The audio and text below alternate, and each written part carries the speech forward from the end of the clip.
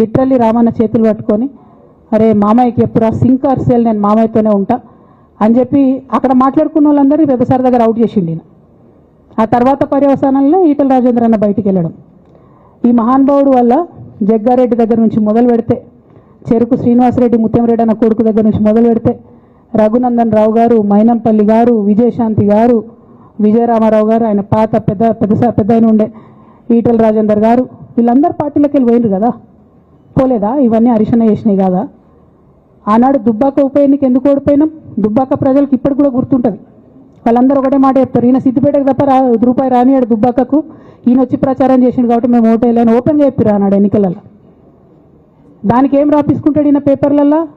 ఒంటరి పోరాటం చేసి ఓడిన హరీష్ రావు. అసలు ఓడిపోయింది మీ వల్ల కదా. మీరు మీడియా మేనేజ్మెంట్లో సూపర్ అలా డౌట్ ఏం లేదు. రామన్న యూట్యూబ్లు మేనేజ్ చేసి నా మెయిన్ స్ట్రీమ్ మీడియా మేనేజ్ చేస్తాడు అంతే, అంతకుమించి వేరే ఏం లేదు.